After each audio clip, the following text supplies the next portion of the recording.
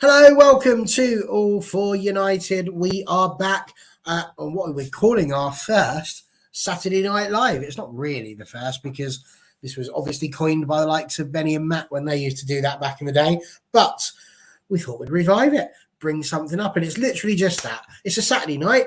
None of us are out. So we all thought we'd have a nice little conversation about the things we love the most, which are, of course, Manchester United Football Club. So come and join us. Have a little conversation whilst we all just chill out and have a few drinks. So, how are we doing? Mr. Dan, you all good? He's muted. I knew it was going to happen. I thought I'm going to try him, see how he gets on, see if it works. Knew it'd happen. I did it on purpose. No, you didn't. After the conversation we had yesterday about me muting myself constantly. No, I'm living the dream. Living the dream. Living the dream. That's what I like to hear. And John, thank you for joining us and waiting patiently backstage whilst WFC finished. All very good. Well done to women's team yesterday. So, hoping the men will deliver tomorrow. Absolutely. And Andrew, literally just in the door. Thank you for joining us as well. How are you? Yeah, all good. Hoping for another win over Aston Villa tomorrow as well. Well, do you know what? The last time we played Brighton, we just about managed to get past them, and the women had beaten them just before as well. So hopefully, same thing this weekend. That's what we're after. So before we start looking at some of the more current things, I suppose really we should probably have a look at that Thursday night's game against Spurs, which was probably not the happiest place to start. But I couldn't quite get my head around it watching the game. Because that first half, all over them, we'd done everything we needed to do. We'd started well. We'd got the lead. We had everything. We were there, all good. And then before you know it, we let them back into the game. And it's, I know, Dan, that's something you wanted to talk about when it was the drop-off. It's concerning that having played these games now over these last couple of weeks, we're just dropping off in that second half, which is not really Man United-like. If anything, we tend to grow into it a little bit, don't we? Yeah, there seems to be a bit of a swing. So before we were starting poor and finishing strong. Now we're starting strong and finishing poor. But the drop-off, I mean, I couldn't quite believe what I was watching in the second half. I genuinely was so shocked at the drop-off. The quality just went completely. And I know a lot of people, well, we'll talk through it, but there's a lot of people that blame the subs. Certain people blame some players that are already on. I thought the drop-off was literally the 46th minute. It was just completely different. It's like the Ten Hag said something really telling at the end, which was, I think he said something like, some of the players thought 90% was enough. And I think that is an absolute battering in terms of what Ten Hag said in public so far. He clearly wasn't happy. But just couldn't put my finger on it. Even before the subs, it was like they thought the game was won. And we can't be falling into stuff like that at any point of any season. Never mind with the race for the top four. I mean, a lot of people are convinced it's done. I'm not so convinced it's done. I've literally just been having a look at Liverpool's fixtures to the end of the season, and they are very winnable for them. I would not be shocked if they didn't take 5 wins from 5. I think it is. It might even be 6 from 6, actually. I'm interested if you went into the Liverpool ones, actually, because beforehand I had a little look as well, and I didn't write them down. I only wrote up to Aston Villa. So what is it that you think is... So Liverpool have got 6 games left. So I'm less worried about Spurs and Villa because I think they've played 33. So they've only got 5 left. They can only go to 68 points. We've got winnable games that could get us to sort of the 68-point mark before the away form maybe becomes an issue. Liverpool have got, I think it's 6 games, and they're all, on paper, very winnable. And it's just Liverpool, innit? I would not put it past them to win all 6, finish on 71, 72 points or whatever it would take them to. And it puts suddenly a lot of pressure on us. This weekend could be massive. We could probably do with Spurs beating Liverpool, as weird as it sounds, because it will pretty much put Liverpool like out of the equation. And then us beating Villa would probably be in our favour more so than maybe Liverpool beating Spurs. So I was just looking at the fixtures and I'm just, on paper, I'm glad football's not played on paper, but on paper, it just looks like something they would do. They would go and win 6 in a row. They're unbeaten in 3 now, I think, as well. we've got to be really on our toes. We're in pole position that if we just win the next 3 games, we're really pretty much there. So we've just got to make sure we do it. The problem is the Spurs drop off is really worrying because it's not the first time we dropped off against Sevilla. The Brighton performance was not very good. Me and Barry was talking last night, and we forgot who we played at the weekend because we've pushed it out already because it was a shocker of a performance. Yes, we won. We got through, one on penalty. It was brilliant, but the performance is the worry. We spoke about rotation briefly as well, but yeah, I'm a little bit concerned, more so probably than most, with what our away form's a big issue. We've got a few of the top 10 teams still left to play. I think we've taken, is it 1 point against the top 9 or something like that? It's somewhat ludicrous. We've conceded 27 goals against the top 9. The record is just so poor against the bigger teams, and we've still got a couple. Yeah, there we are in the top 4. Yeah, it's madness. You think about if we would have had a decent record away against the bigger teams, we'd probably still be challenging for the title. But we fell off that bad away from home. I think a record against the bottom 10 is fantastic. So as long as we've got a few of them to play away, we'll be good. But just a little bit worried. I think that, but it's also worth noting we are strong at home, and we've got some very winnable games at home. That's what I'm hoping saves us, John. But this is what I mean. You mentioned Liverpool, for example. We don't have to play any. Well, we have to play Chelsea, don't we? But where they are, that expects us to beat them at Old Trafford. Is it Villa and Brighton we've got as well, though? We've got Brighton away, yeah, but even then, it's like if you get 4 points from Villa and Brighton. I think that should be good. Are we on 60 points now? So it's kind of like you only need to win 4 more games, I think. And for me, 4 of our games are at home. Yeah, exactly, and I just think that you've got to also factor in that, you mentioned Liverpool, for example. West Ham are in the bottom half there away. Bournemouth, you'd expect us to win there, wouldn't you? I know they've had a bit of a revival lately, but I would still expect us to go there. And it's important to remind, we've only got 2 more midweek games, haven't we, as well? So we do have a few more free weeks. A bit of a rest, which I think that's a nice thing to look at, isn't it? Is that it's not Sunday, Wednesdays, or Sunday, Thursday, as it has been.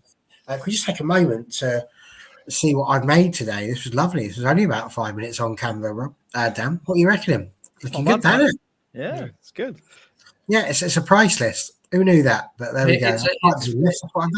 It's weird because Dan, I literally, my dad, before I was messaging him, and he was worried, like, Dan, I don't know how we're going to win all those games. I was like, well, we should beat them and them and them and them. All we need is 4 more wins. I think we'll get that. I think we'll get that. We'll probably win. How many league games we've got left? 6, is it? 7. Yeah, 7. So I think we might probably win 5 of them, maybe. I just want us to win them quickly. We need to get it over and done with fast. The longer it takes us to get the points on the board. So Liverpool's next fixtures are Tottenham at home, Fulham at home, Brentford at home, Leicester away, Villa at home, and then Southampton away. And on paper, I don't really see them dropping a point. So hopefully they do. Yeah. So, my brother would say to me now, I've watched this all season, and these are the games that we drop in points in. Liverpool have been questionable away as well. You can't. They've been questionable at home as well, haven't they? I think they've only lost 1 game at home all season in the Premier League. I think they've won a couple, but I think they've had a couple of draws. They're a bit like us at home. I think that we've only lost 1 each, and we've drawn a couple, but we haven't probably won most of them. I think also that you've also got to factor in we're 7 points ahead of Liverpool, and they play the game more as well. So it's like, so long as you win tomorrow. Yeah, the pressure's off a little bit. Some degree. Yeah. I the other argument, if Newcastle keep winning, I expect us to keep winning. If Newcastle do, I personally think Yeah, as well, Liverpool might win all their games, but it might not be enough for them. Yeah, I think we can get to the top 4 bit, I think, in a bit, but I kind of want to carry on a little bit with the Spurs conversation. And Andrew, I mean, it wasn't good, was it? It really wasn't. And it was so frustrating. I mean, you were in the same group chat that I was in, and Anthony, I think it was, said, "Oh, here you go, you watch them equalise," and I didn't want to watch it, but it was just ridiculous, really, how we just kind of let them in again, and it was annoying for me because once we conceded that first, we went straight down the other end, and Fernandez just literally shimmies past them, and then I don't know why he hit it so hard and got under it as much as he did, because if that goes in, we're sitting here celebrating 3 points. I'm positive we are, because it's a totally different dynamic, and it takes it out of Spurs instead, tail up, and then we're just absolutely done in, haven't we? Yeah, I got more and more annoyed as the second half went on. I was like, if you look back at the whole game, I mean, Ten Hag fielded a strong side like the one he did against Brighton in the semi-final of the FA Cup. The only change was Sancho for Martial. So, and first half, we were the far better side, and we went into the break 2 goals up, courtesy Sancho and Rashford. And I mean, we should have probably scored even more. So it's just, we controlled the game for large segments, and defensively we looked solid at the back as well. And, every time Tottenham looked to attack, we cut their attacks out. So, and I think Ten Hag would have been pleased with what, in the first 45 minutes, but seeing gains through is a challenge for United. It's a bit like night and day. I mean, in the number of games this season, we've only preferred good performance for one half of football, whereas we've struggled to give a good performance over the whole 90 minutes, and the game against Tottenham was evident of that. After, good first half, I mean, we're so lethargic and below par in the second. It was like, Tottenham just literally went out all on the attack, and you could just see we were just having to defend, and they were threatening the goal more than once. It's just, it just seemed like it was coming. I think it's just the lack of control, and Ten Hag has pinpointed that, and it's been. I think he said in the press conference after, he said some games it wasn't the case, but in many other games we were composed and we managed the game and we won the game. But we've got to keep remaining composed and calm. Stick to the plan, stick together. It's about issues like this, but we can't afford to, keep going through where we just show good performances for 45 minutes. As the Champions League race, battle rages on. It's something that's got to be worked on the training ground, because I'm still confident we'll reach top 4, but United, seem to want to throw a few spanners in the work, and we just want to get over the line the hard way, which it's in our hands, but try not make it difficult for ourselves. Absolutely. Women's Channel's jumped on. All right, Women's Channel. Can't take over here now, have you? All good stuff. But it's a great show, by the way. 300 people already have watched that, so if you get a chance, go and have a little ganders. It's a bit of an interesting conversation there. They're talking about the top 3 over on that channel, but it's all about the top 4 over here. And I don't know, what is it, you lot? What do you think is behind these performances over the last couple of weeks? Why is it that we're not seeing the full 90 minutes? Is it the rotation? Is that what we're saying? Is it because the people that are playing have done too much and they're just too tired? Is it the injuries? What is it that's causing us to not perform at the level that we need to in order to secure this top 4 position? I think Andrew's got it spot on. I think it's the control. The way we gave up the control in the second half was baffling. So I thought De Gea was really, really good in the first half with the defenders at picking the right pass, and the runs were being made. But for some reason, we sort of shifted to a more long ball approach in the second half. And De Gea's kicking is just not there. Everybody knows that. It's something that we should avoid doing, really. But I blame not just De Gea on that. I blame the strikers as well. I saw a few statistics flying around in terms of headers won from long balls. We're in like 36% of the first or second ball being won when the ball's punted. And in comparison to, let's say, Man City and Arsenal, it's like 55% for them. So they're much more on the second balls. So it just seemed like there was an adjustment made, whether Ten Hag wanted it to be made in that way or not. it was made, and the players just weren't responding to it. So the ball was going long, no one was winning the header, but then no one was winning the second ball. I thought Casemiro had a bit of a shocker again, to be honest. I think he's bang out of form. He was caught out of position for the goal.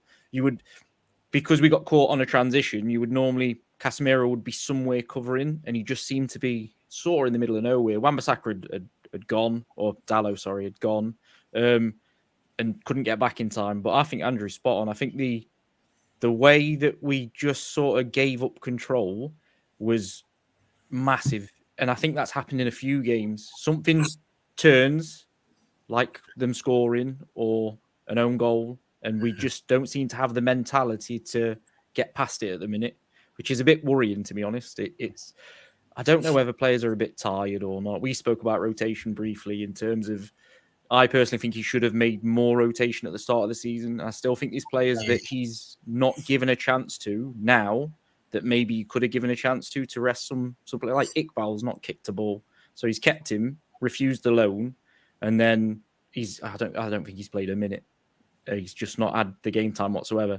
And I don't understand the process of that. And then even Williams came into the squad for the FA Cup. He's not seen a minute. There's other players as well that I think he's brought a couple of players up from the youth that just, it seems at the start of the season, he was doing it absolutely spot on. He was making them earn their place. And I 100% agree with the way he was doing it. But I'm baffled at why we've not seen Pellistri. And I mean, it's going to be a strange one to say after Fred's performance when he came on. But Fred was fantastic against Barcelona. And then we've not seen him since. And he's come back and he's dropped an absolute clanger. So it's hard to argue that he should have started. But with the way he was playing, you think he would have got a chance to start when we were short in midfield. I don't think he trusts his team fully. I think that's the issue. And you can argue, should he try more people, which I would argue. But then you can also argue, you can see why he doesn't trust his team, because the subs, bear in mind the goal we did concede one before the second one, but the subs were awful. To a man, they was all rubbish. It was absolutely rubbish when they came on. Mm-hmm. It was. I've been playing a lot of Football Manager lately, but it was very much like they had a sign above the head saying can't get pace of game. So like they just came on and they were flat, and it just cost us in the end. I'm just hoping that going out the Europa League, which will be a big mental stumbling block anyway, but that one game a week in a couple of weeks is going to make a massive difference to hopefully the mentality and being able to see games out, because he's going to be able to go back to his most trusted lineup. Yeah. And I think also one of the things that gives you is the opportunity to plan and prepare a little bit more. You know, sometimes you put into, when you've got the midweeks all the time, you put into a very short amount of time in terms of trying to prepare for what the opposition are doing. And maybe that's part of the reason. Liqueur, lovely to see you. Thank you for getting in the comments. Let us know what you're thinking. We're talking at the moment about Spurs, why that game ended up being as pathetic as it ended up being.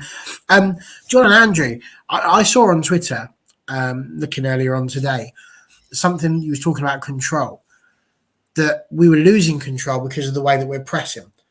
The press that we're going for at the moment seemed to be, even when we were going side to side, it was the case that the front three are obviously playing against the back four. So they're pushing over to one side, and that person's potentially having to get the fullback and also the winger. And as a result, we needed the fullbacks on our side to be pushing up a little bit further. Do you think that potentially there's a tactical reason? Do you think people have worked out what it is that Ten Hag's doing at the moment, and that he still needs to pick up a bit on the English side of the game? What are we thinking? What is going on? I think teams can get used to how we're playing, but you have to remember in the first half that Bruno and Eriksen dictated the game, didn't they? And they were very instrumental. And Andrew was right. We should have been more goals. But then that's been a big weakness for us. I mentioned after the Sevilla game, you know, like certain games where you win games well, like 2 or 3-0, but you should have scored maybe 5-0, you know, and that's another game where we could have gone on and got a big win. But for some reason, we went into reverse. I think perhaps the team is tied by the amount of games. I think Ten Hag's 90% comment is spot on. I think, But the thing is with players like Ericsson, for example, he's like played brilliant in the first half, but he can't play for 90, you know. But then when you have to make a substitution, there's not someone you can bring on that can do the same job that he was doing. So it's almost like you're almost dropping back straight away and that. And, like Bruno's miss, it's kind of like is it down to lack of concentration? I don't know, trying to be too clever. I just think as Stu always mentions, football's a simple game, and you got to be able to adjust and, the midfield and wingers. Now, if you're under pressure, you as a footballer got to be able to say, I need to support my fullbacks or support my defence more. And for some reason, and these are players who have no renowned winners. Like Casemiro's a renowned winner, and it's kind of like, I don't know what's up with him. It's almost like he's afraid to make a tackle now, because he might get a red card. Now it almost seems like the red cards have had an impact on the way he's playing now, and I just don't get it. I know the team can be tied sometimes by the amount of games, and it was a very end-to-end game. But having said that, you can't. The game was in our hands. How can you let Tottenham back into that game? You're the better team, and yet you still manage. And it goes back to the away form. Now, once the crowd gets up, it's like we go into a shell. And, I both in my comments in the group, I was quite strong worded, but it's like we're not learning. We're literally not learning. We didn't learn from the Spurs game. Yeah, okay, you can say, there were 2 fluky goals or whatever. But it's kind of like this was, in many ways, was worse. You could see they were going to equalise, and we just weren't willing to adapt and all that. And for me, this is where Tanaka's learned a lot about his team. Yes, you are tired, but you still got to do the job. It's not an excuse. You've got to perform and grind our result. Okay, you might not play well in the second half, but make sure you win the game 2-1. And it's like, how can you leave Son with that much space at the back post? How can Malacia be so far up, so massively out of position? These are substitutes. Surely you should be fresh and know where to be. And for me, this is where we're just not learning. And for me, it's a bugbear. Man, you can forgive it happening once, but if it keeps on happening, it shows weak mentality. And, and maybe we overestimated his ability. It might take a couple of years before we're serious, and I mean serious title contenders. He has to get a striker and, maybe, a box midfielder who can do a job, and we've been linked with that. But for me, it'll be a big summer. Hopefully we'll get top 4. I think we will. But a lot of these players, I think, might be on borrowed time at United. Quite possible. I mean, Andrew, I wanted you to comment on what Lacure's put here about we need Casemiro to get back to his best. When he's on form, he lifts the whole team. Do you think part of that is the fact that he's been out of the team so much over the last few weeks? He's been in and out, depending on suspensions. And I don't know, has he just lost his momentum? Is that all it is? Does he just need to sort of... Because every player has it. They always get a purple patch. You get like a striker who might go on. They don't score in every single game, do they? You might get someone like Van Nistelrooy who scores in 11 or 12 in a row, and then all of a sudden, Jamie Vardy did it for Leicester. So you get that purple patch of form, and Casemiro is definitely in that. Some might say rolling back the years. He's just showing everything that he could do and why he is such a quality player. But is it just that? Has he just lost his momentum, and does he feel like he needs to get himself and feel himself back into the side again? Or am I being too generous? I think his form's before that red card against Southampton, because it was his second red card of the season, means that an extra game went on top, so he had to serve out 4 games. But it was just like, but in between that, he was in Europa League games, so it was like, he sort of didn't. Before that, he was on such a good run, and he had that partnership with Ericsson, and then he's coming back in for the Europa League games, and then he was our partner in Fred or Sabitzer, and that was a bit of a surprise. Sabitzer, that he wasn't used, because when Ericsson and Casemiro were playing against Tottenham, it was like we had such control, and it was just like when Ericsson went off, we it was very noticeable. It just literally opened Spurs up more to attack us. And I was thinking, why have you not brought Sabitzer on instead of Fred? So I think I can definitely see. Well, obviously tomorrow against Villa, I think it's going to be Eriksen, Casemiro. But I think if we're going to make a change in like the second half, it will be Sabitzer rather than Fred. But I just think, his form was just not as what it once was. But I'm sure we'll get back to it now. As long as he don't pick up another red card. But I think maybe he's just overthinking things, and he's just like being wary on going in for tackles. Before he came to United, I don't think he ever had one red card for Real Madrid. I could be wrong, but I mean, 500 games for Real Madrid. It's just like, obviously refereeing's different in Spain compared to England, but I just don't know. Maybe I think I did hear somewhere before he came to United, he wanted a report on all the referees in the Premier League because he wanted to know what they were like, and so if he was his style of play, how would referees react to that? So, but yeah, I'm sure Casemiro will pick up his form again. And say he's just having that consistent partner. I know Eriksen had been out with an injury as well, so he's sort of had to get used to having Fred with him or Sabitzer. So I'm sure. But yeah, Casemiro will find his form again. We'll get there for sure. Dan, anything you want to mention about Cas before we press onwards? Just wanted to jump on what John said about not learning lessons. So that there's a wonderful stat going around at the minute. That is the 16th goal we've conceded from inside the 6-yard box this season, which suggests to me that the defense is way too deep in terms of what we're trying to do. It's definitely something we need to improve on. You can't. In essence, it's relegation fodder sort of stats. That I think Man City are on like 7, Arsenal 7, Liverpool 8, and we're on 16, which is like double. And then just with Casemiro, I genuinely, it's obviously class is permanent, so he will definitely come back. But he's definitely in a little bit of a purple patch for sure. I genuinely do think the refereeing has affected the way he's going about things. I don't know whether you saw, but there was a tackle at the weekend by the Crystal Palace goalkeeper, and it is an absolute nailed-on red card. It's in like the 93rd minute. He's lunged, he's bounced off the top of the ball. He's got the man. Neto's gone for a roly-poly somewhere, but they've given a yellow. And let's not ignore Grealish grabbed Saka by the throat. Yeah, he had him by the and he must United and other clubs. It's not like an anti-United thing, because some of the decisions today have been absolutely shocking as well.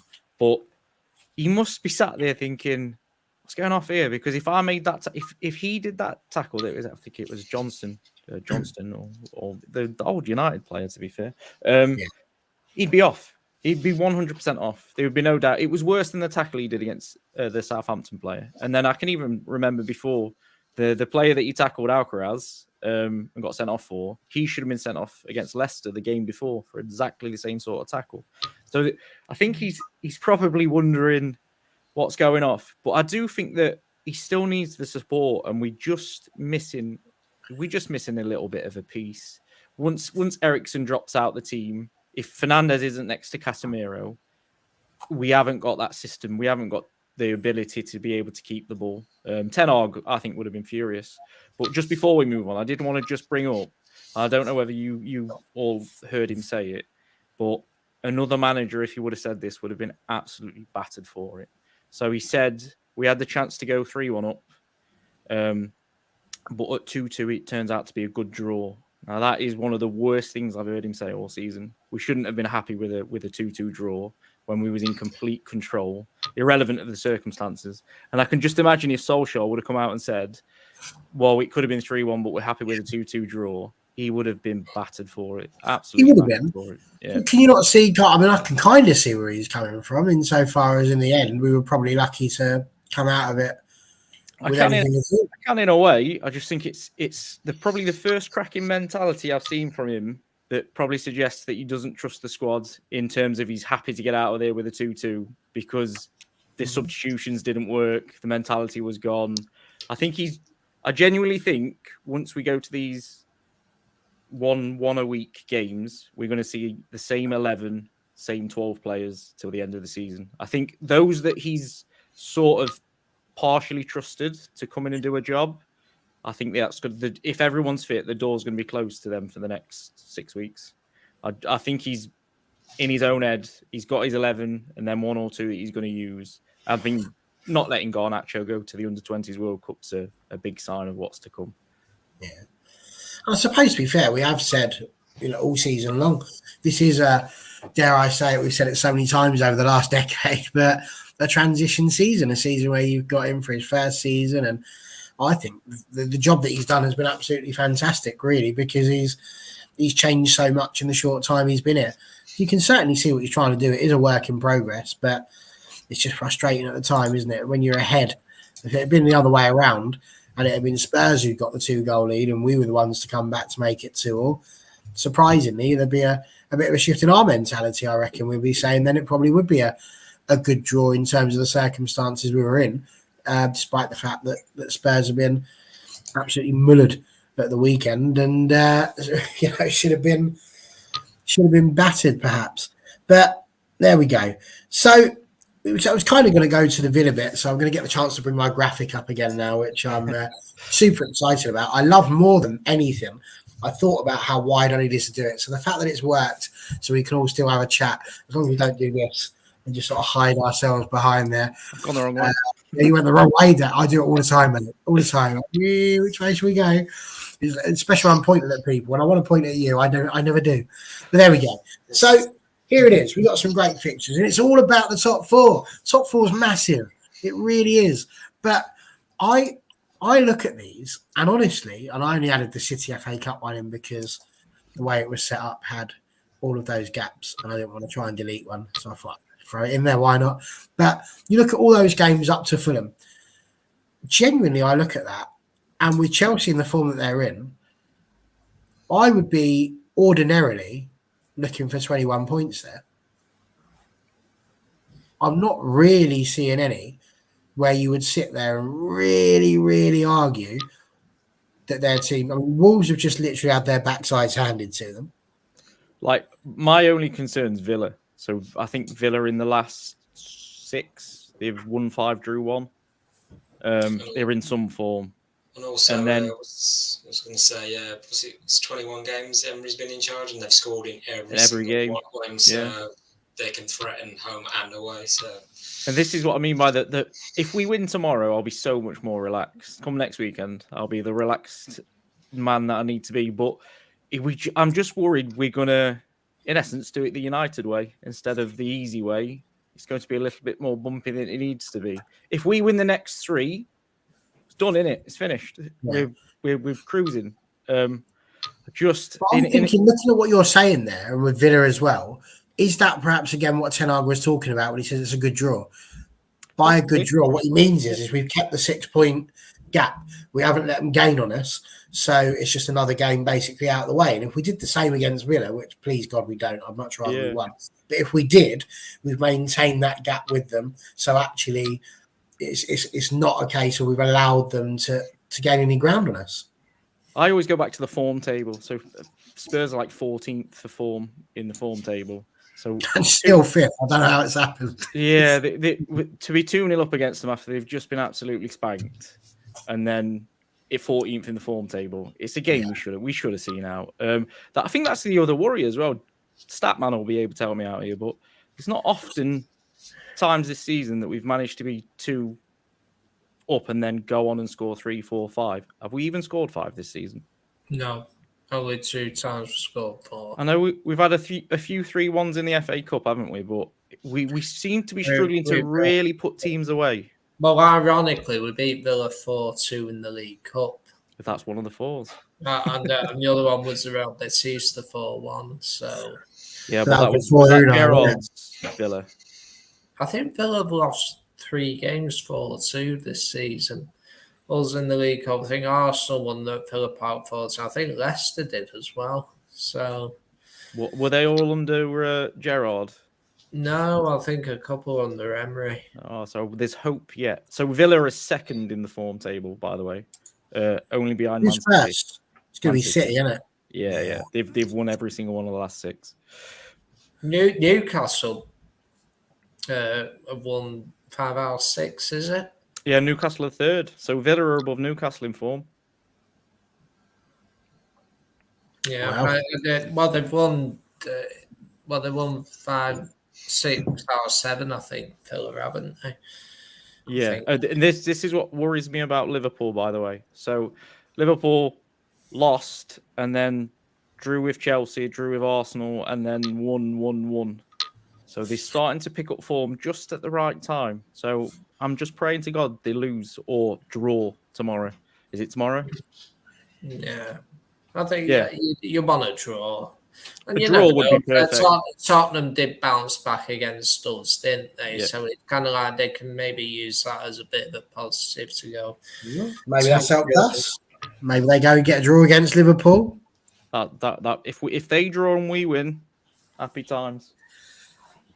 Yeah. About you, Andrew. Are you worried about Villa tomorrow? I'm just thinking that like stat I just said, 21 games and they've scored in each one of those. So Villa. You going? Yeah, I will be there tomorrow. You'll be there. Smashing. Yes. That's good. See what you did there. No, I didn't. I'm sorry, not. You brought that up, not me. No way. Yeah. Brilliant. No, yes, heavy United.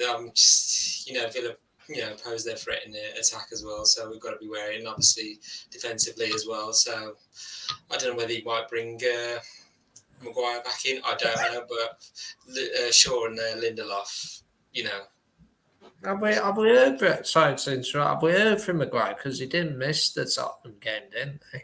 Yeah, he's injured. Oh, he's injured. That's bad news for you, Dan, isn't it? Yeah, that's it.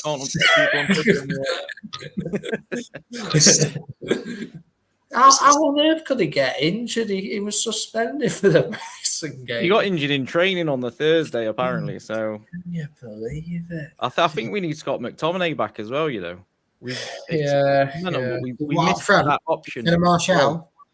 Maybe. I was just going to say, like Luke Shaw, he's just slotted in at centre back, and I just think, well, if he's ranking defender wise, I'd put Maguire at 5th now.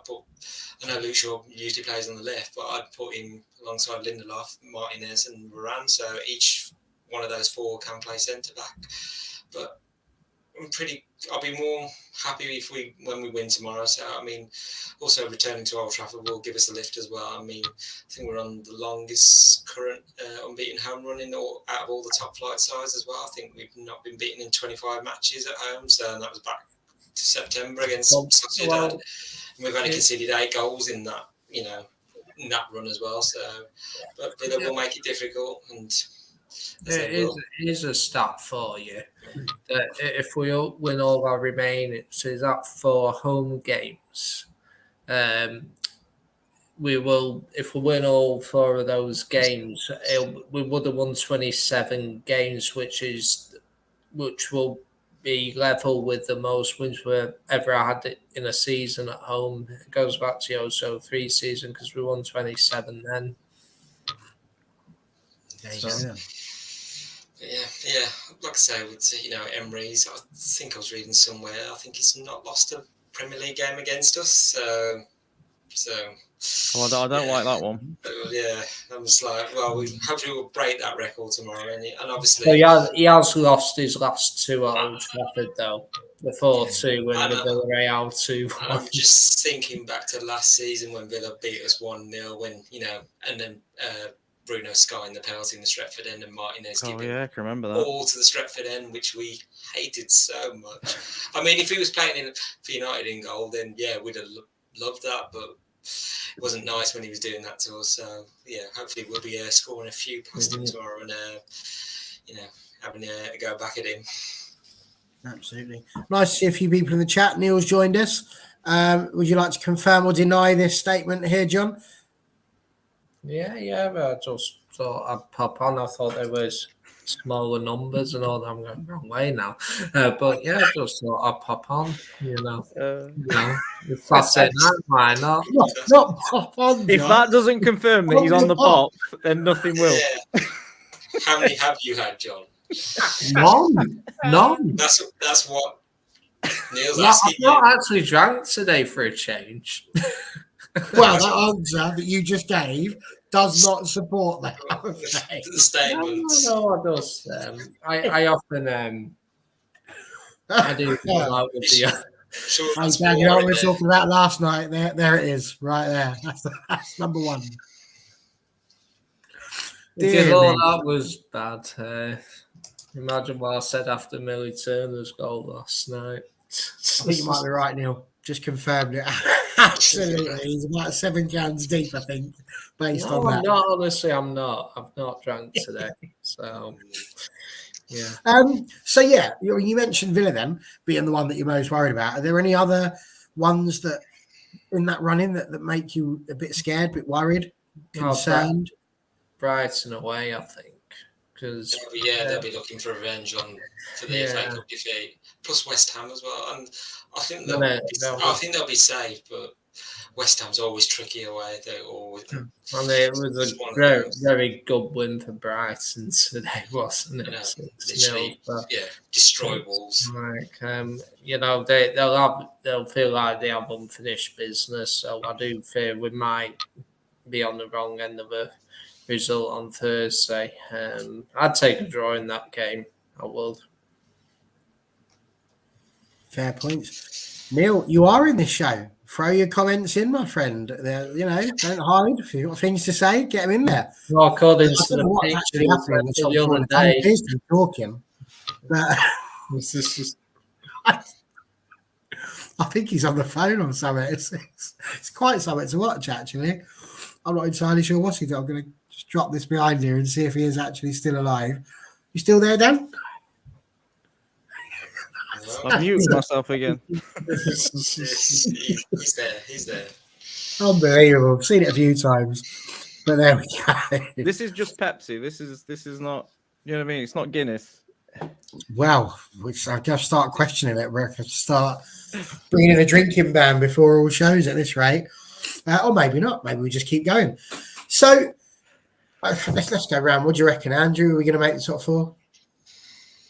Yeah, it's definitely still in our hands. It's just the result against Tottenham just didn't help. I mean, you can't be going like 2-0 up, in the remaining games and then giving it away. And I don't think, obviously, on Thursday, situation helped by Newcastle, beating Everton so convincingly. I mean, we're 6 points clear of Tottenham, 2 games now, but Newcastle sitting third, and they'll want to finish third as well. So we still do have a game in hand on them. With Villa coming up tomorrow, there's no room for mistakes now. We'll get there. It's just I'd rather be finishing third and above Newcastle. Don't want to just be making just top four. I think finish as high as possible. So which is third, but yeah. So it's in our hands still. So Absolutely. We're looking ahead, not looking behind us. Who's coming up behind us. We're comfortable, but yeah, hopefully United don't make it. End up making it difficult for us. I mean, Neil's confident. I'm confident. I don't see any reason why we wouldn't be finishing top four. John, are you saying yes or no to top four? What do you reckon? What's your heart in your head? We will. We'll get it by a few points. We'll probably have it wrapped up within a couple of weeks, I think. Very nice. And that would please you dearly, wouldn't it, Dan? Yeah, that's exactly what I want. If it can be wrapped up quickly. We need to do what Ipswich did. We need to just go and smash a team 6-0. Get it out of the way, get it finished. Because the faster, the better. My stress will come if we drop any points in the next 2 or 3 games that are needless. Then I'll be a bit more stressed. But no, we just need to get it done. Get it done quickly for a change. No, I agree. Well, there we go. I mean, there's not really much point having a chat about Villa. Really, we've sort of done that in our top 4 chat. We know what we're worried about and what we're not. But we are going to check what our scores are going to be. So, take it away. Danny boy, what are you thinking? I'm going to go for 2-1 to United. Any idea who's going to be scoring those? I think Vegas is going to get a goal. Yeah. He's going to get one. So who's getting the other one? Was it own goal? Do you know what? I'll take an own goal at this rate. I think we all went, to be fair. I'm going to say what I say every stream. Harry Maguire, 90th minute header. That'd be nice. Oh, he's injured. Yeah, he'll be back. I have faith. Like Bruno was injured. Yeah, well, he's You should change your name to George Michael. Yeah. What do you think? I agree 2-1. I'm going 2-1 Rashford. And a Bruno penalty. Just get a bit of that'd be revenge nice, on wouldn't it? Yeah. Martinez. So, Cool, getting a penalty, that'd be a novelty.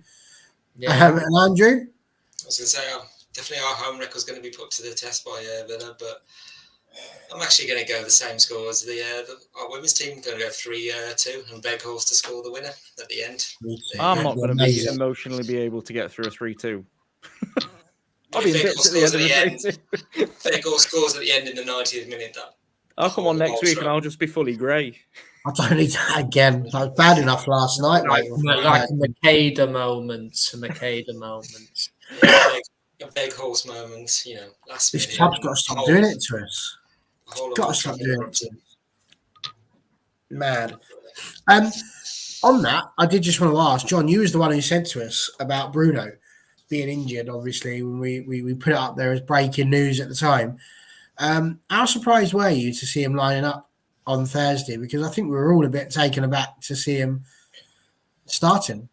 Well, I thought I wasn't that surprised he was starting when we found out he was travelling with the team. So that suggested that he had a good idea that he was going to fit. And we all know that if Bruno's fit, he plays. So, for me, I wasn't that surprised when the lineup was confirmed. But it's amazing. It showed great character. I think other players might have thought, well, I'll take a week off and basically we're going to, we needed him to play the other day and it was a brilliant assist from him.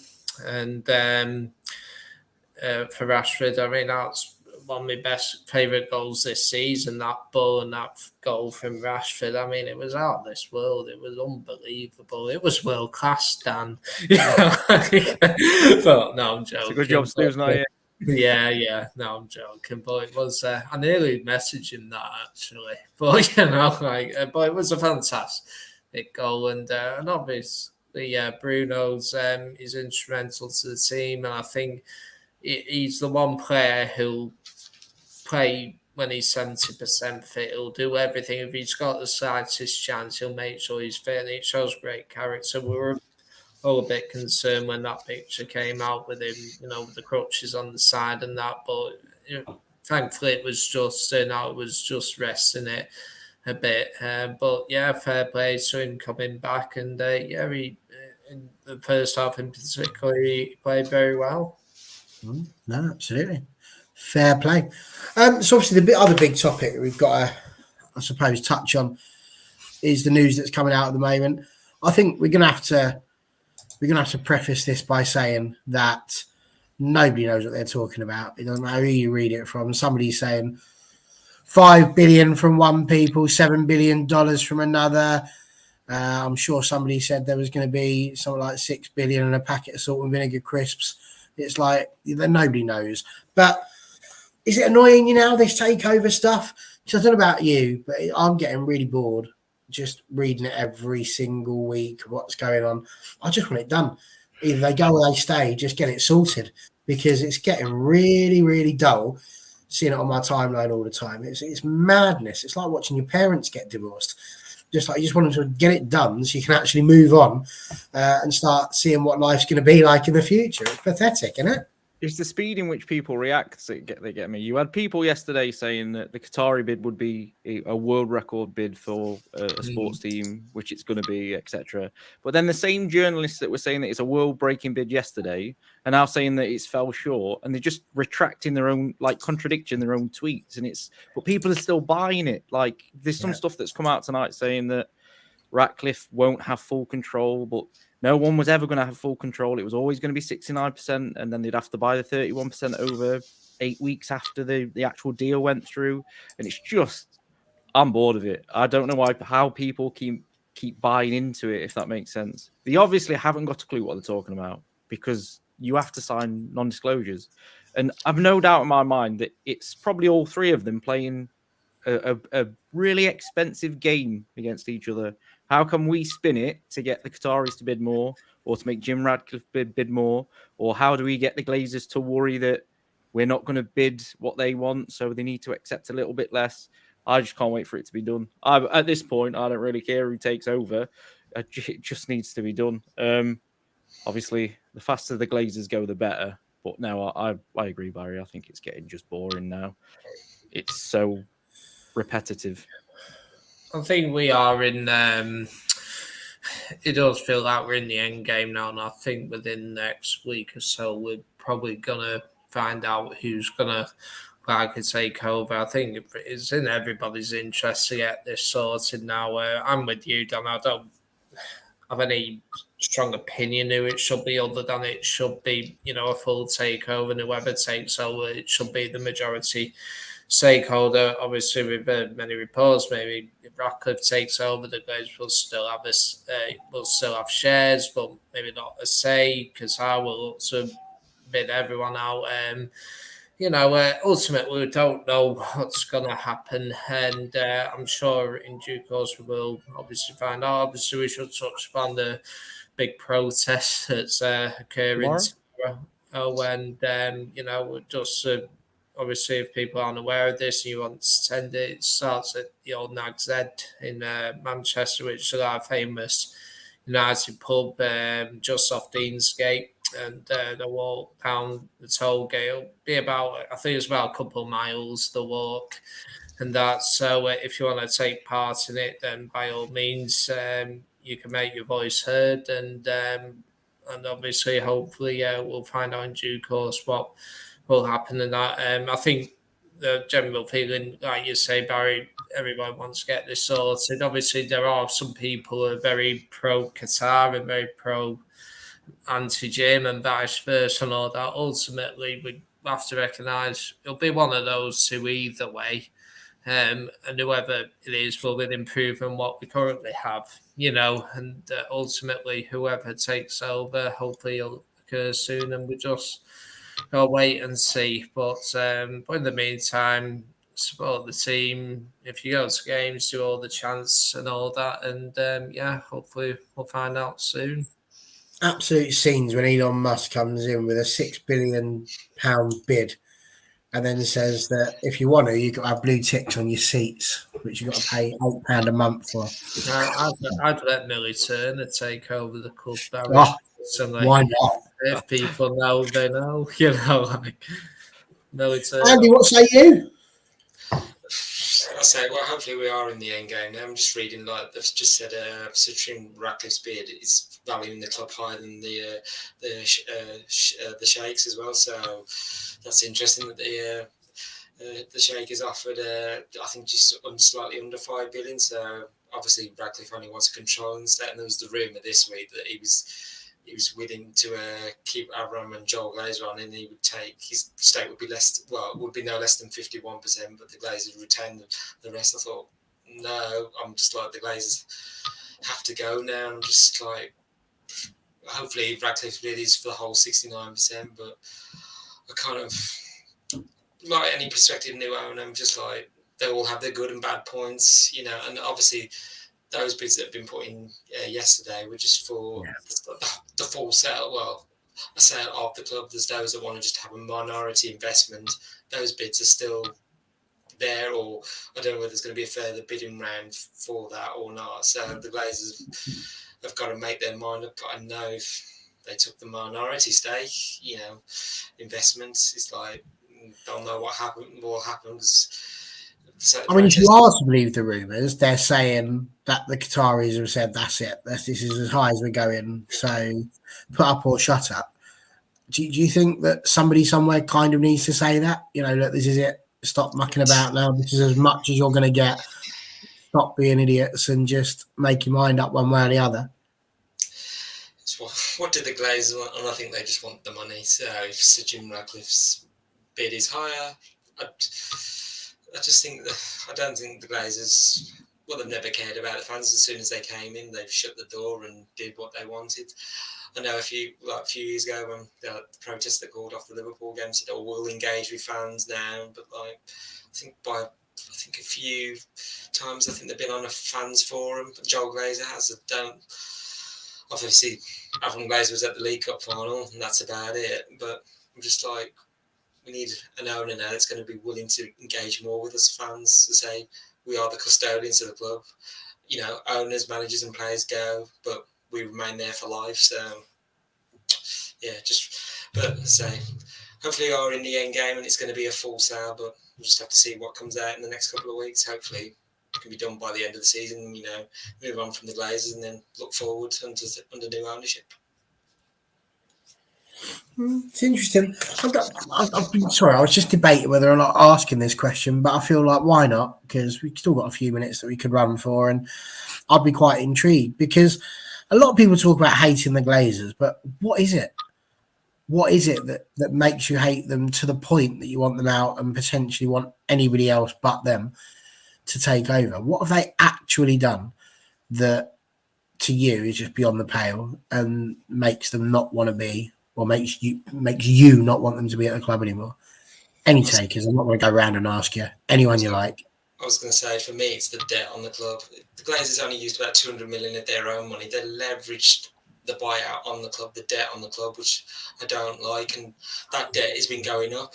All they've been doing is servicing the interest. I'm like, before, we like to say, money we gained, we reinvested. The Glazers took out over £1 billion. And I hate to say it, our neighbours across the road city, their owners, not only just invested in the team, the players, and everything at the training facility, the surrounding area as well.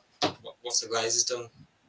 You know, I hate City. You know, as much as we complain about City, their owners, and they're under investigation. You know what they've done. So we're just looking across like, yeah, they've been slightly better owners than the Glazers have. So it's just for me, it's the debt bit I just don't like. I'm just like, we should be self-sufficient. I mean, going on devil's advocate, I mean, Neil's put here they're not fans. I mean, you very rarely get owners that are fans that are that good. You think of Spurs, for example, the obvious example with the likes of Daniel Levy and Alan Sugar before that, not exactly setting the world alight with what they've done. But we've never really wanted for money, have we? When we've wanted players, money has been put up for them. I mean, is it just that, are we being a little bit harsh? There's debt in lots of companies. People said that with Ineos, that the debt's going to be around. I know that the debt's on the club with this one, which isn't good at all. But yeah, so I'll jump on this one, Barry. I've got absolute pelters for this, and called like a Glazer fanboy for God knows how long. So I've never ever had a problem with the Glazers in terms of you can't say they didn't give us the wage budget. You can't say they didn't give us the funding for players that we wanted. We've massively wasted money over the last 10 years. The issue is they own the club, so it's their money. Whichever way you look at it, they bought the club because they knew it was a cash cow. So any money it generates, it's their money. So it's up to them what they do with it. They allowed us to have a mass transfer budget, mass wage budget. My issue comes off the background. Everything is dropped in standard over the last 10 to 15 years, and they've just let it happen. Whether it's training pitches, whether it's the academy, whether it's Old Trafford itself, the surrounding areas, they've not really paid attention to what's important to the club. So as much as, yeah, they've give us loads of money and they've give us transfer money, etc., and wages, they've not really bought into what makes United United. Yes, we've still had academy products coming through, and that's more on the management side of it. But allowing Ed Woodward to run riot with the club for 5 years is absolutely mental to me. He wasted so much money, and they watched him do it. Yes, he was very good at the job because he got them money, and they've been able to take money out. But from a fan's point of view, they've really concentrated on the wrong thing. They've sort of tried to chuck money at it whilst take money out of it when it really should have just been reinvested in the club. And I said this when we did a big show on the takeover. United don't need a Qatari owner to come in and splash the cash. They've got their own cash. They just need someone to come and take the debt away and then leave footballing people to run the club. And then that is it. That's all you need to do. It doesn't need a knight in shining armor. It just needs someone that will take the debt away and let it sustain itself, because it can afford to do that 10 times over. The amount of money we've wasted in the last decade is incredible in terms of you give that money to another like more sufficient club, they would have spent better, the facilities would be better, the wage would be better. They've just got it really, really wrong in the way they've let it go. I wouldn't necessarily say like you can blame them for they went and gave Sanchez 350 grand a week without batting an eyelid. So you can't ever say the managers weren't backed. I just think they've let the other side of it completely go, and that's what's annoyed 99% of the fans. They've let. I think do you think it comes down to them being American? So they're not used to running a football club like this because they're used to the NFL. They've been quite successful. Different fans, different culture. You'd say. Yeah, they've been quite successful in terms of the American franchises, Absolutely. Super Bowl and stuff. So they know what they're doing in running a sports franchise, let's say. I just don't think they understand. You look at the reaction to the Super League. I don't think they understand the fans enough to have tried to run it the way they've ran it. They didn't leave enough football people in charge. I always maintain that losing Ferguson and Gill at the same time was massive because we was left inexperienced in management and at board level. The respect has basically gone. And we talk about player sales, and that's a perfect example to me. We don't make enough from player sales because we haven't got that nuance of doing it. I just think I'm hoping the Glazers want money. Like you see the rumours in terms of Ratcliffe's bid is more in terms of 100% of the club, but they will get more money in their pockets straight away from the Qatari bid. So I'm hoping that's the way it goes. So it's a full sale. But yeah, I wouldn't criticize the Glazers in terms of the money they've made available for transfers and wages. Mine would be the other side of it. They've just let it fall and it's not good enough anymore. The fact that we're Manchester United and we haven't got the best stadium in the Premier League anymore is massive. We should have, and it should be bigger. Still get the most people in though, can't you? Yeah. Well, we should be even bigger. We'd get even more. Which is a good thing because, we are the best supported team in the land. So there we go. Paul's put here already. United, nice to see you in the chat again, Paul. United have gone from a £350 million cash-rich club to a $1 billion in debt club with a decaying stadium and insufficient training facilities and infrastructure, which is a reasonable point. I've got a quick hypothetical then for you all. So the hypothetical would be if the Glazers didn't make so much money available for transfers and wages, but built the infrastructure in the background, would they be as hated as they are now? It's interesting. What do you reckon, boys? You can answer that. Yeah, right. I think ultimately, obviously, the way the boat, for people who remember it, the way they bought the club was always bad, and it should never have been allowed to happen. And there's a lot of people who have a great responsibility about it. I mean, for me, it was. For me, it's the football management side of things. I wouldn't say it was all entirely their fault per se, but where they did go wrong is, people like Ed Woodward, making so many bad decisions. I mean, if you're a businessman, the amount of waste that we've had to accumulate and all that, through transfer fees, you would have thought they'd be like, hang on, we're wasting all this money. What's going on? And ultimately, I bet there was a point, John, where if we wouldn't have bought Lukaku, Pogba, and Di Maria, we probably could have settled the debt. And that's exactly what I'm talking about. Possibly, but was it ever their ambition to clear the debt? No, it was always the ambition to. Yeah, exactly. So for me, it is an issue that so much has gone on the debt interest and all that. And for me, it's like there are some still people who think it's all to do with United not winning trophies and that, and it's not. The United fan base has always been glazed. I mean, obviously there was, I remember protests being done in seasons where we won the Premier League title and that. So, to say, it was only because we haven't won the Premier League for a decade, it is probably a mistake. And ultimately what did for them was European Super League. If that hadn't have happened, they'd probably have been all talk about ourselves. They'll still be in control and will be there or thereabouts, still not winning titles. Now, obviously, ironically, hopefully, Ten Hag, the appointment of him might turn out to be one of the best decisions they made, hopefully, in the long run, if they obviously, sell the club and that. But ultimately, you've got to the day-to-day running of the club. Not all the decisions have been taken by them, but ultimately they punch the wrong people to make the decisions. And that, for me, is where the greatest responsibility lies with them. They let the business run dry. They only cared about money. They didn't care about football in particular. And I think the sooner they're gone, the better. Spot on. It's very interesting. Obviously, Paul's then gone on to say who then pays for the stadium, training facilities and infrastructure after the debt is cleared.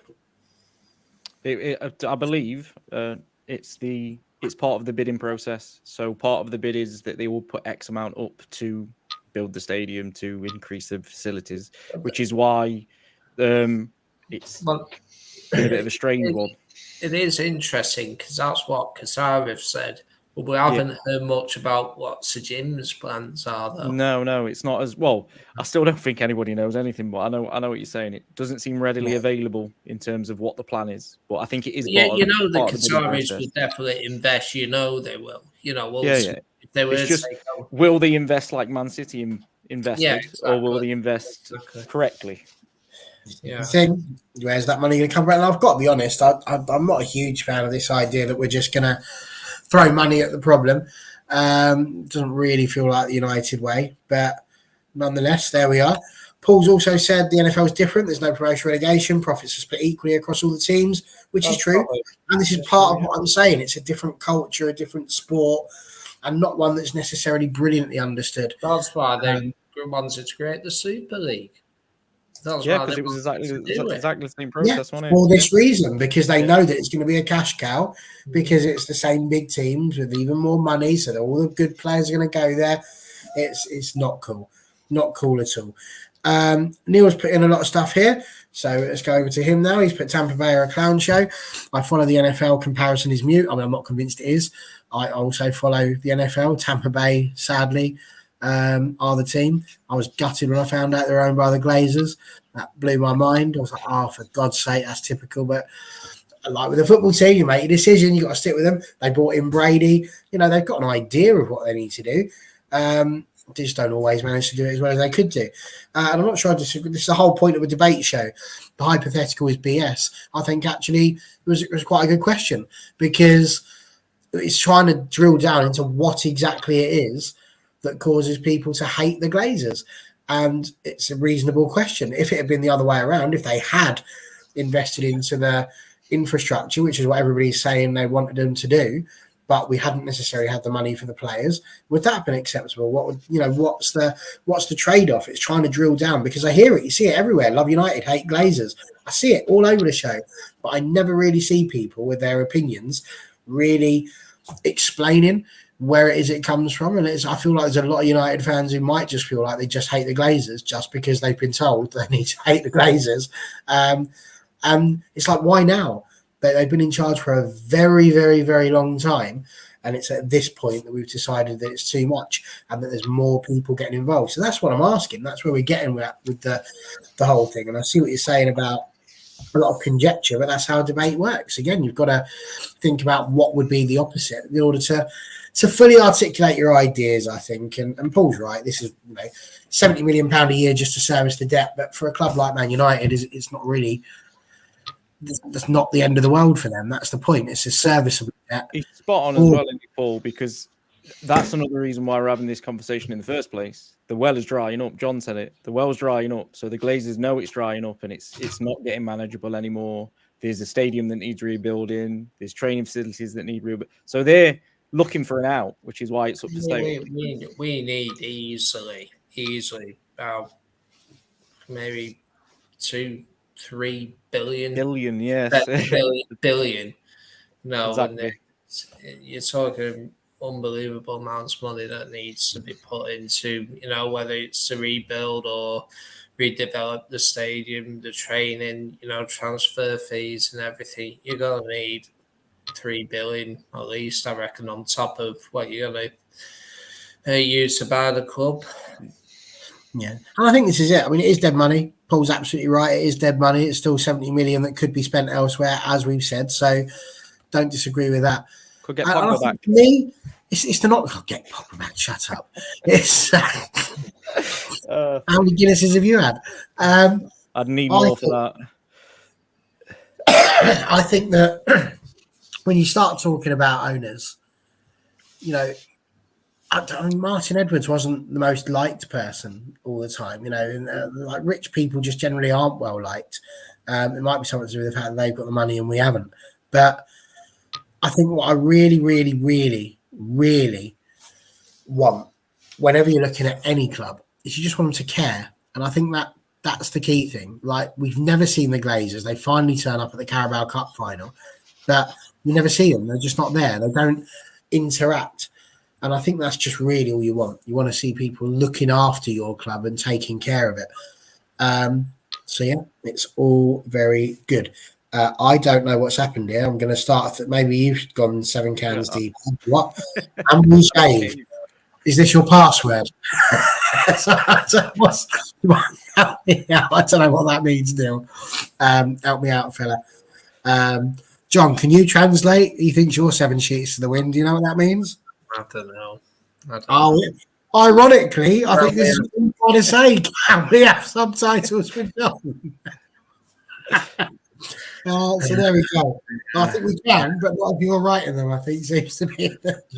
Well, we made a joke before about backstage about I'll say glass, didn't we, Barry? Yes. Glass and glass. Yeah, Glass, it doesn't sound right when I say it, mate. It really doesn't. But I end up going all scouse, and I don't want that, really, do I? No. So there we go. Well, listen, guys, Saturday Night Live, number 1. I think it's gone really quite well. We've had a lovely time, good chat. Got a little bit heated towards the end, as it would do when you start mentioning those names. But good stuff. We had a good chat about Spurs. We chatted about Villa. The whole point of what we've been doing is to try and get this every week. That's what we're looking for. So we are going to be back next week, possibly at 8:30, maybe at 9. We shall see. But Saturday Night Live. Dan's see, I did it then. I pointed the wrong way. Dan should hopefully, there he is, should hopefully be there pretty much every week as well. John, you're more than welcome to pop on. Andrew, you're welcome. If you're watching this and you're thinking to yourself, do you know what, we'd quite like to have a chat about Manchester United, get in on the All for United DMs. Let us know. We may well call on you if you want to come and have a chat. Keep your eyes open. So we'll be back next week, hopefully 3 points richer, having smashed Villa, but we shall see. Andrew, you up to anything much this week? You going tomorrow? You said? Tomorrow. Yeah, I'm there tomorrow. So hopefully another 3 points on the board. Let's hope so. Let's hope so. I hope to see your face on Sky in the protests. Yes, I might be in absolutely. before then. I used to go on the ground early, so He'll be the one stood there just holding a sign saying, I love United. No, I don't hold signs. No, Don't you? You're not going to hold one saying, Bruno, can I have your shirt? Oh, no, no. I absolutely, what's the word? Detest those signs. You detest them. Yeah. You prefer to ask in person, don't you? Yeah, I do. Good stuff. John, anything much happening for you for the week? I've got a week off actually, so I'm actually looking forward to it. So I'm just having a nice week, doing a few things and that. But yeah, I need a break from work and that, so I'm looking forward to it. So, but hopefully we can get the win tomorrow. It was a nice start to my week off from the women, so hopefully the men will follow. That's what we're hoping. Absolutely. And Dan, anything special happening for you? I've just had a week off, so I'm going back to work. So that's all fun. Lucky you. Not on Monday, though, I hope. Bank holiday. Yeah, I'm at work. Oh, you poor thing. Double pay. Nope. It's all got a bit wrong with it. If you'd like to keep rubbing it in, that'd be fantastic. And I'm at work the next bank holiday as well. Oh, you guys got anything planned for your bank holiday? I mean, John will just be carrying on the drinking by the sounds of it. Yes, I swear I'm not drunk today. I haven't.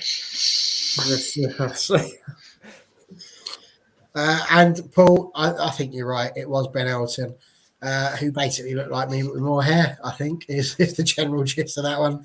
But they look nothing like you, Barry. Nothing I can add to that, John. Nothing I can add to that at all. Not at this time of night, 10:15.